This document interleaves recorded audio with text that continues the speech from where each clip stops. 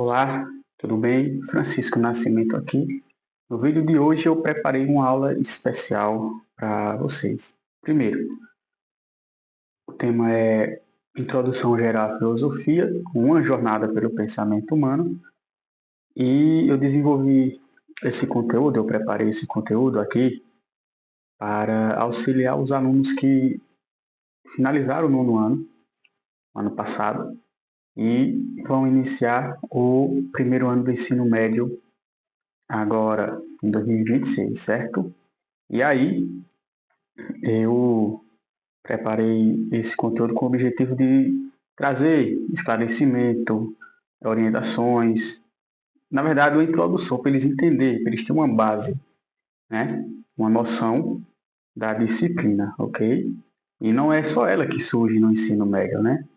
Relacionada às ciências humanas, tanto filosofia quanto sociologia, ok?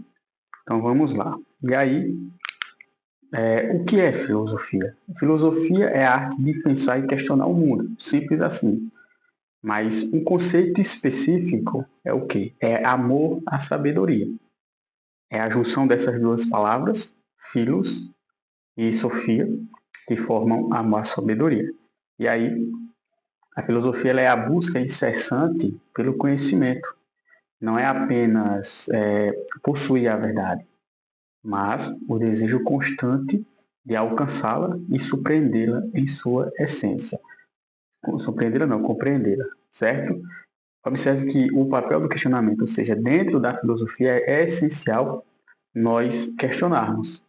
E aí ela nasce da admiração, da dúvida e convida-nos a não aceitar o senso comum e a perguntar o porquê sobre a vida, sobre o universo, sobre as estruturas da sociedade, as questões comportamentais, o porquê de muitas coisas, por que sofremos, por que morremos, enfim. Então, o papel do questionamento é interessante dentro da filosofia. E aí nós temos também essa reflexão em autonomia, ou seja, a filosofia, além dela ter o lado reflexivo, ela também desenvolve uma autonomia intelectual, que é o exercício de pensar sobre o próprio pensamento. Ao refletir, então você desenvolve a capacidade de criar suas próprias ideias, suas teses, e apenas, ou e não apenas, repetir o que lhe é dito, ou seja, o que lhe é falado, certo? Além de ter o exemplo prático, questionar a ética de uma IA, a justiça de uma lei ou a validade de uma notícia, que são atos filosóficos que transformam a sua interação com o mundo. E aí, a origem da filosofia, principalmente a filosofia pré-socrática, a filosofia pré-socrática ela veio antes de Sócrates, certo? Porque tem gente que acha que foi Sócrates que criou a filosofia, mas não é bem assim. E aí, nesse contexto, nós percebemos o que? A passagem do mito ao logos, que é a razão. E o contexto histórico, observe que ela surgiu ali nas colônias gregas da Ásia Menor, no século VI a.C., e aí ela foi impulsionada pelo comércio, pela navegação, aquele contato entre as culturas, certo? Exigindo novas formas de explicar o mundo, porque anteriormente o que explicava o mundo era a mitologia, naquele pensamento grego ali da época, certo? E aí é o que nós chamamos de a revolução do logos, ou seja, da razão, que marca essa transição, ou seja, essa mudança do pensamento mítico tradicional ali, que eram as narrativas dos deuses, os deuses gregos, certo? Para o pensamento racional, a questão do que? Do logos, a razão. E aí, buscando o quê? Causas naturais e lógicas para os fenômenos observados. Isso está dizendo o quê? Que tudo que acontecia na natureza, aquele povo da época, eles atribuíam a alguma divindade pagã, certo?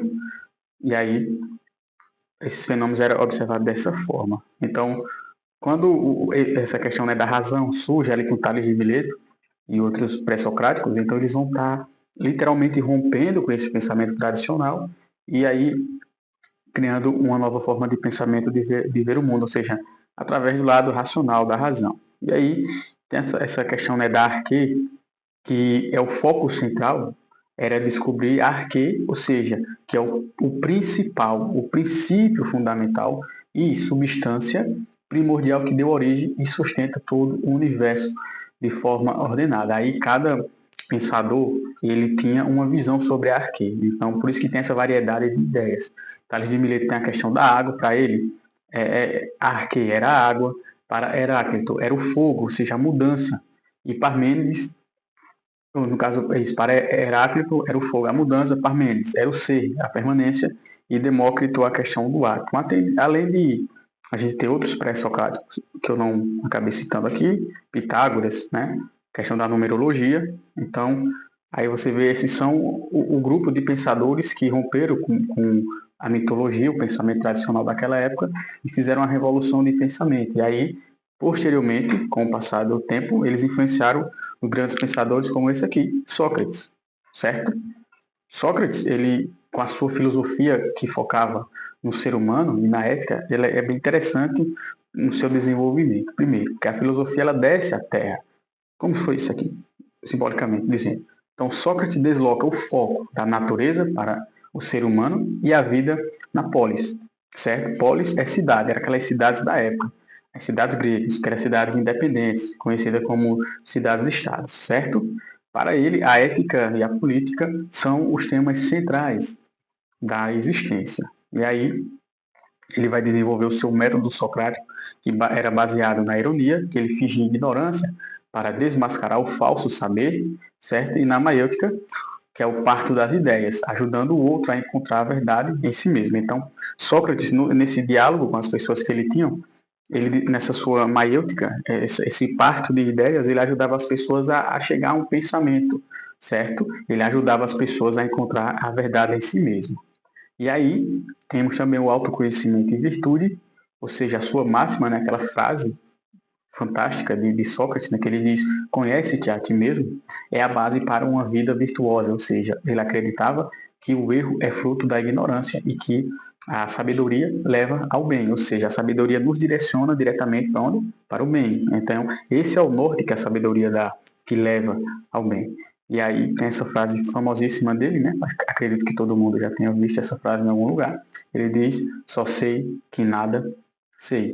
Ou seja, isso é o reconhecimento da própria ignorância como o primeiro passo fundamental para o aprendizado real, certo? E aí nós temos quem? Platão, seu discípulo, que era o discípulo de Sócrates. E aí ele desenvolveu, né, o conceito, o mundo das ideias, fascinante esse pensamento, e aí que era a busca pelo conhecimento verdadeiro e a justiça. Aí observe que essa teoria das ideias, o mundo que percebemos pelos sentidos, Platão via como um mundo imperfeito, ou seja, é o mundo sensível. E o conhecimento verdadeiro está no mundo inteligível. E aí onde residem as ideias perfeitas, as ideias eternas. Dentro dos seus escritos, ele desenvolve essa teoria do mito da caverna, né, a alegoria, que ela explica muito, de uma forma bem clara, como funcionava o mundo das ideias. Ou seja, ele desenvolve uma poderosa alegoria sobre a diferença entre a aparência, que era chamada de sombras, e a realidade, a luz do sol ali, e o papel crucial da educação na libertação da ignorância. Eu tenho um vídeo específico sobre Platão aqui no canal. Caso você tenha alguma dúvida, você só vai pesquisar que você vai encontrar, certo? E aí, sobre política e justiça. Então, ele defendia que a sociedade ideal deveria ser governada pelos filósofos reis, aqueles que alcançaram o conhecimento das ideias e agem com sabedoria. Então, Platão ele não era um cara muito amante da democracia ateniense, ele é um cara bem crítico, principalmente depois do que aconteceu, né, com seu mestre Sócrates. Então, ele era um cara bem crítico. Para ele, quem deveria governar, quem deveria ser rei, eram os filósofos, porque eles tinham um entendimento e sabedoria muito avançada em comparação com as pessoas comuns, certo? E a academia. Ele fundou a primeira instituição de ensino superior do Oriente, focada na busca pela justiça, pela razão e pela formação de cidadãos conscientes. Então, a academia ela foi desenvolvida para esses fins aí, ok? Temos também o discípulo aqui já de Platão, Aristóteles, né? Que era o mestre do realismo. A organização do conhecimento e a busca pela felicidade.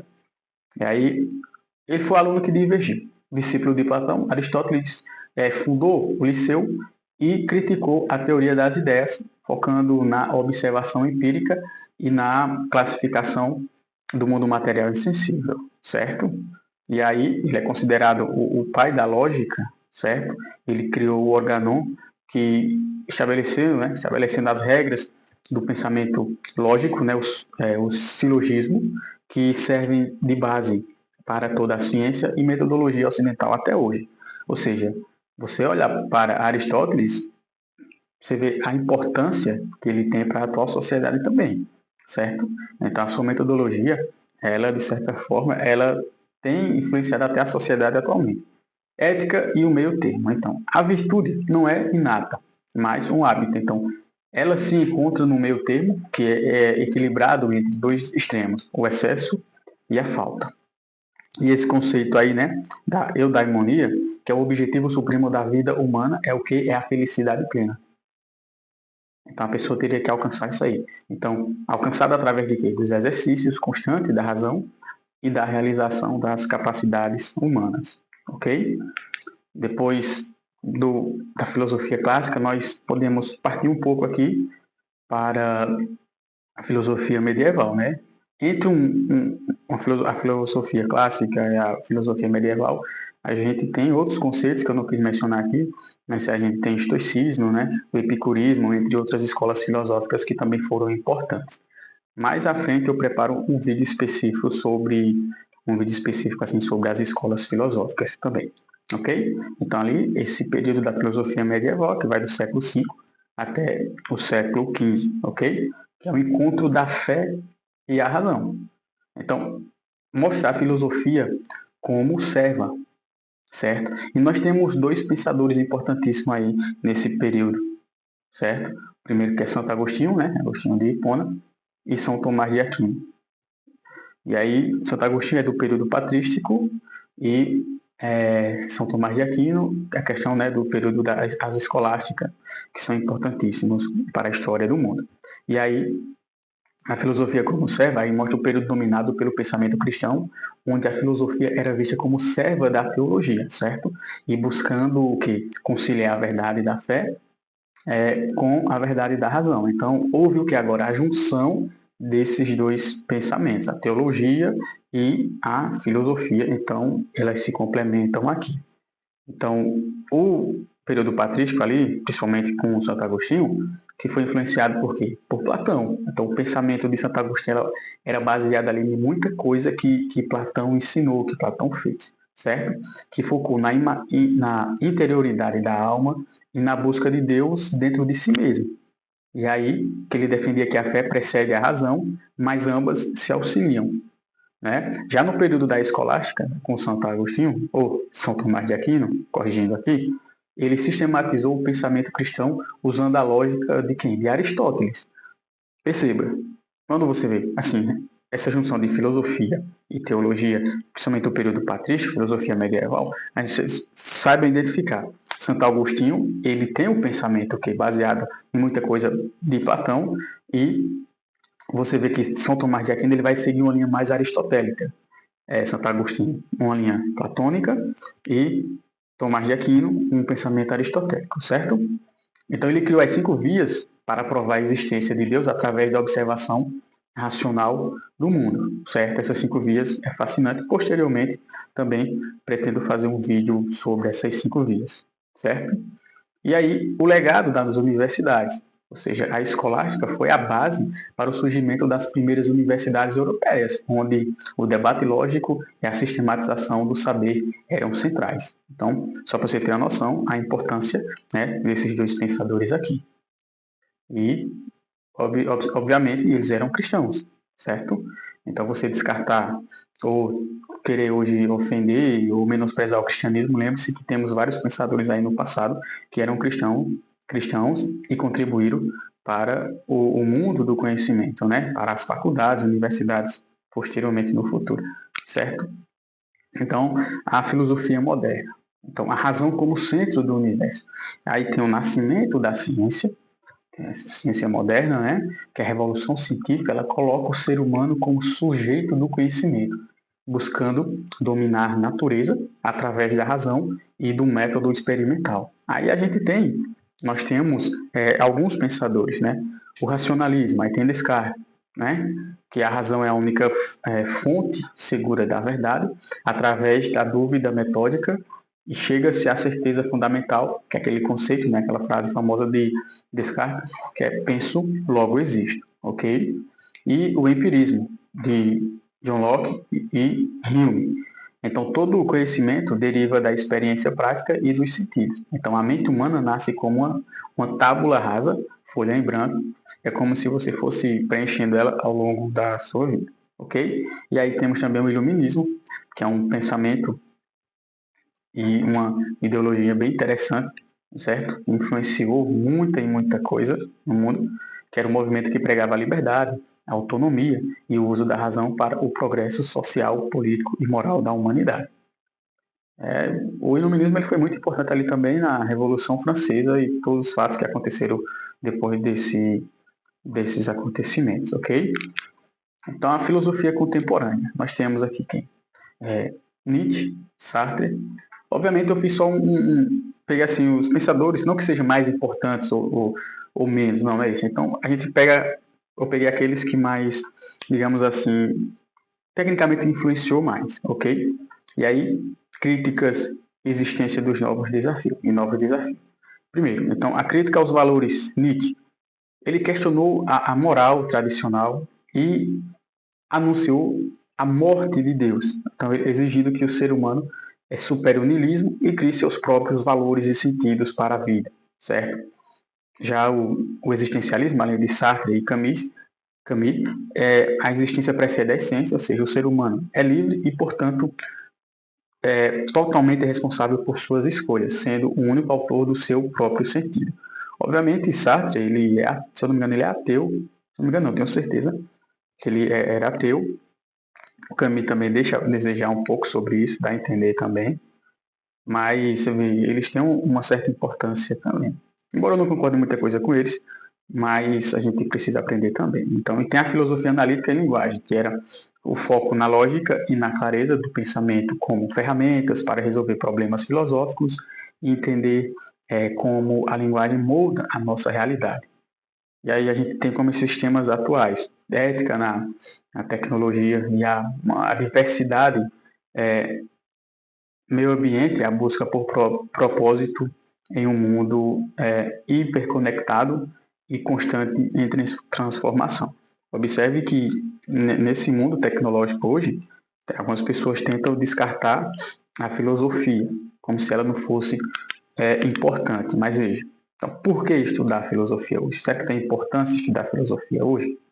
Algumas pessoas tentam descartar, menosprezam. Obviamente também algumas pessoas mais mal intencionadas, principalmente alguns pensadores, esses famosos coaches aí, eles pegam principalmente a filosofia histórica e distorcem muito para vender suas palestras, seus cursos, e algumas pessoas passam a criticar e utilizar principalmente essa área da filosofia, né, o estoicismo, de forma bem errada. Mas, veja, por que estudar filosofia hoje? Ela desenvolve o pensamento crítico. Esse é um dos primeiros pontos, ok? Então, a filosofia é o antídoto contra a manipulação e as fake news. Por quê? A fake news ela é uma distorção dos fatos. Pega um acontecimento verídico ali e distorce para favorecer aquilo que ele acredita, o que ele pensa, entendeu? E distorce, no caso, a notícia, certo? Então, a filosofia ela é importante por isso. Então, ela ensina a analisar argumentos, a identificar falácias e buscar a verdade de forma rigorosa. Então, esse é o primeiro ponto da filosofia. Segundo, promove a autonomia. Então, ao questionar o senso comum, você se torna autor das suas próprias escolhas e valores, tornando-se o quê? Um cidadão mais consciente, livre e ativo na sociedade. Então, essa promoção da autonomia ela é essencial na filosofia. Então, vamos recapitular um pouco aqui. Primeiro ponto, desenvolve o pensamento crítico. Segundo ponto, promove a autonomia. E o terceiro ponto aqui, ela ajuda a compreender o mundo. Sim, literalmente isso. Ou seja, ela oferece as ferramentas conceituais necessárias para entender as raízes profundas dos problemas sociais. Então, os problemas políticos, os problemas éticos, nossa atualidade. Então a filosofia ela tem essa importância aí. Então por isso que se você vê que a filosofia não presta para nada, que não sei o quê, gente, isso é conversa, isso é conteúdo totalmente distorcido, isso é tentativa de menosprezar a, a, a mãe de todas as disciplinas, certo? Então a filosofia ela influenciou várias áreas, principalmente dentro das ciências humanas. Até a própria matemática ela é influenciada por vários filósofos aí, certo? E aí, assim, um exemplo, principalmente ali no passado, nem todo matemático era filósofo, mas basicamente quase todo filósofo ele foi um matemático alguma vez, né? A gente consegue mencionar aqui vários filósofos que eram matemáticos, né? Pitágoras, aqui se você for avançar um pouco no tempo, o próprio Descartes, né? Ele desenvolveu o plano cartesiano, que é importantíssimo dentro da matemática. Enfim, só para você ter uma noção. Quando a gente passa esse filtro dentro da filosofia, nós fazemos essa junção e percebemos o quão é importante, então você passa a olhar diferente para a mãe de todas as disciplinas, ok? Então, tem essa frase de Sócrates, que eu separei aqui, que ela é bem interessante, diz assim, uma vida não questionada não vale a pena ser vivida, ou seja, uma vida não examinada não vale a pena ser vivida. Então, se não fica aquele sistema robotizado. Chegamos ao fim dessa aula. Espero que você tenha gostado. E aí, você pode deixar seu comentário com dicas, orientações. Você pode deixar temas que eu posso estar trazendo aqui. Então, sugestões sobre temas específicos dentro da filosofia, da história, teologia, certo? Então, você fica à vontade.